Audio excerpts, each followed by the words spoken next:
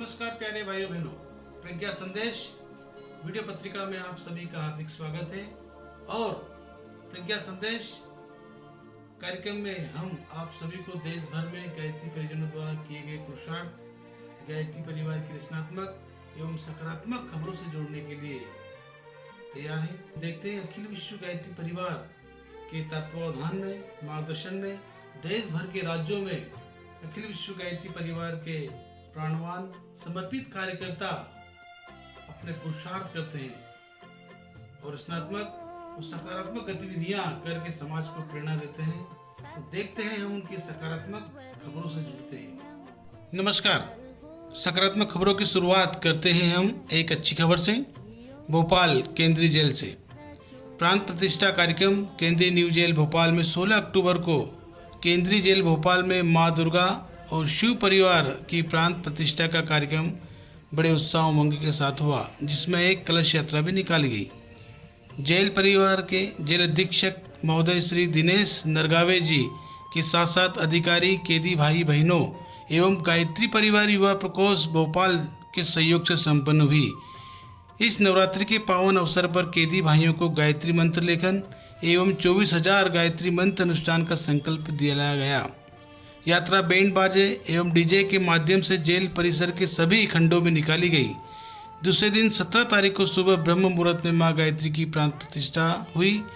पुरुष बंदी व ब्लॉक वार्ड में, महिला वार्ड में शिव परिवार की स्थापना बड़े उत्साह उमंग के साथ। दिन खूब साधना आराधना करें। जो स्थापना हो रही है माँ देवी की, वो ज्यादा शक्तिदायक हो और हम सबको सद्बुद्धि प्रदान करें और हम जल्दी से इस समस्याओं और आगामी भविष्य, उज्जवल भविष्य के लिए प्रार्थना करें। ऐसे हम माँ दुर्गा से भी प्रार्थना करते हैं।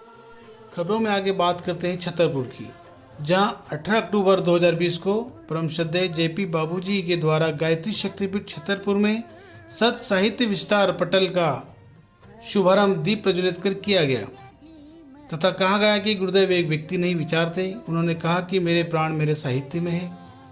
गुरुदेव से अगर मिलना हो तो साहित्य के द्वारा मिल सकते हैं।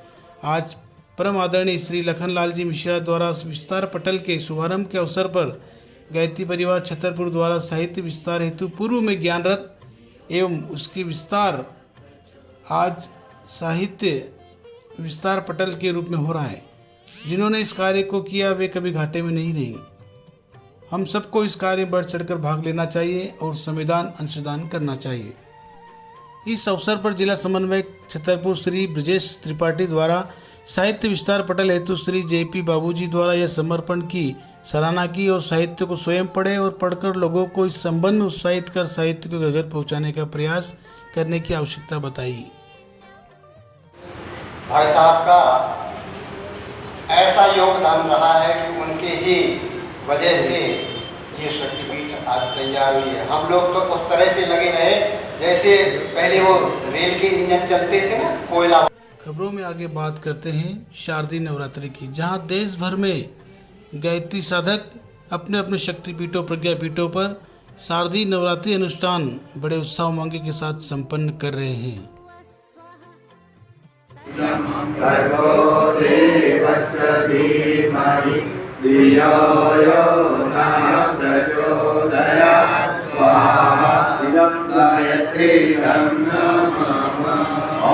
पावन वृक्ष गंगा अभियान के अंतर्गत कोलकाता यूथ ग्रुप ने निरंतर अपना 520वां सप्ताह इस वृक्ष गंगा अभियान में सफल किया है, जहां की युवा टीम निरंतर अपने उत्साह उमंग का एक आदर्श प्रस्तुत कर रही है।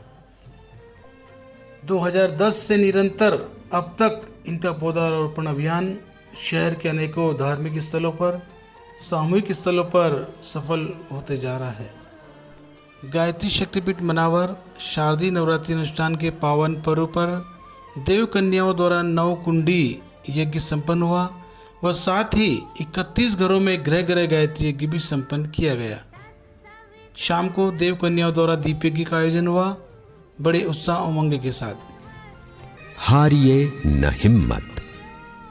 तुम्हें ये सीखना होगा कि इस संसार में कुछ कठिनाइयां हैं जो तुम्हें सहन करनी है। वे पूर्व कर्मों के फलस्वरूप तुम्हें अजेय प्रतीत होती हैं, जहां कहीं भी कार्य में घबराहट, थकावट और निराशाएं हैं, वहां अत्यंत प्रबल शक्ति भी है। अपना कार्य कर चुकने पर एक ओर खड़े हो जाओ। कर्म के फल को समय की धारा में प्रवाहित हो जाने दो। अपनी शक्ति भर कार्य करो और तब अपना आत्मसमर्पण करो। किन्हीं भी घटनाओं में हतोत्साहित न हो। तुम्हारा अपने ही कर्मों पर अधिकार हो सकता है, दूसरों के कर्मों पर नहीं। आलोचना न करो, आशा न करो, भय न करो, सब अच्छा ही होगा। अनुभव आता है और जाता है, खिन्न न हो। तुम दृढ़ भित्ति पर खड़े हुए हो। जीवन को सतोगुणी धार्मिक बनाने का लक्ष्य स्थिर करना। गायत्री का आश्रय लेने का तात्पर्य है बुद्धि को सात्विकता की गोद में डाल देना। गायत्री उपासना का अर्थ है सत्य प्रेरणा को इतनी प्रबल बनाना जिसके कारण सन्मार्ग पर चले बिना रहा न जा सके। गायत्री दैवी प्रकाश की वो अखंड ज्योति है जिसके कारण कुबुद्धि का अज्ञान अंधकार दूर होता है। गायत्री से रहित मंत्र चिरस्थायी और तीव्र शक्ति संपन्न नहीं होते। गायत्री साधना आत्मबल बढ़ाने का अचूक आध्यात्मिक व्यायाम है। गायत्री एक दैवी विद्या है जो परमात्मा ने मनुष्य मात्र के लिए सुलभ बनाई है। गायत्री उपासना पापनाशिनी, मोक्षदायिनी और कल्याणकारी है। गायत्री प्रबुद्ध है, बोधमयी है, स्वजनों की जड़ता का नाश करने वाली है, हिरण्यमयी और गुणमयी है। गायत्री परमात्मा की आदि शक्ति है। इसी शक्ति आज दिनांक 18 अक्टूबर को गायत्री परिवार के दिया रांची टीम द्वारा लगातार 11वां रविवार्षी वृक्षारोपण सर्वेक्षण कार्यक्रम संपन्न हुआ। यह कार्य बरियातू रांची क्षेत्र में संपन्न हुआ। इस पुण्य कार्य में रांची दिया टीम के बच्चों ने उत्साहपूर्वक सहयोग किया। खबरों में आगे बात करते हैं यूथ सेल देवास की मध्य प्रदेश, जहां पर युवा टीम ने अपने ही चैनल पर कई लोक रंजन से लोक मंगल के कार्यक्रम वीडियो के माध्यम से प्रस्तुत किए हैं। जहां आज देश भर में 2 करोड़ से अधिक लोगों ने इस चैनल को पसंद। काली, मैं ही शीतला भी हूँ और मैं ज्वाला भी। मैं ही पार्वती हूँ और मैं ही संतोषी और मैं ही हूँ अन्नपूर्णा। आप सब? हाँ, ब्रह्मा जी ने हम सबको मिलाकर ही बेटी को बनाया ताकि मैं लक्ष्मी बनकर तुम्हें सुख समृद्धि दूं, मैं सरस्वती बनकर तुम्हें ज्ञान दूं, मैं पार्वती बनकर तुम्हें स्वाभिमान दूं, दुर्गा बनकर तुम्हें शक्ति दूं, काली बनकर तुम्हारे दुखों का नाश करूं, शीतला बनकर तुम्हारे जीवन में शांति लाऊं, ज्वाला बनकर तुम्हारे जीवन में रोशनी लाऊं और अन्नपूर्णा बनकर तुम्हारी जिंदगी को खुशहाल बनाऊं। और तुमने हमारी जिंदगी को कोख में ही खत्म कर दिया। हमारा कसूर क्या था? अरे हम तो तुम्हें कुछ देने ही आ रहे थे, क्योंकि तुम ही हमारे मंदिरों में आते हो, झोली फैलाते हो और तुम ही कोख में हमारी कब्र बनाते हो। तुम जैसे लोगों को हमारे मंदिरों में आने का कोई हक नहीं है, जो मंदिर में आकर चुनरी उड़ाते हैं और कोख में ही हमारी बलि चढ़ाते हैं। हम तुम जैसे लोगों के घर अब कभी नहीं आएंगी, कभी तुम जैसे लोगों पर खुशियां नहीं बरसाएंगी, कभी नहीं। मुझे माफ कर दो, मैं डर गया था। मैं आजकल के हालात देख के डर गया था। हालात को दोष मत दो मूर्ख, ये हालात भी तुम जैसे गंदी सोच के लोगों ने बनाए हैं।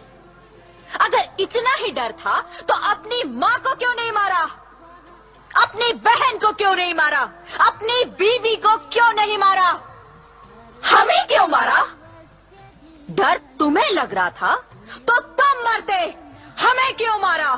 बेटे के मोह में, क्योंकि बेटा वंश चलाता है। अरे मूर्ख, अगर बेटा वंश है तो बेटी अंश है, अगर बेटा आन है तो बेटी गुमान है, अगर बेटा दवा है तो बेटी दुआ है, अगर बेटा गीत है तो बेटी संगीत है, और अगर बेटा भाग्य है तो बेटी भाग्य विधाता है।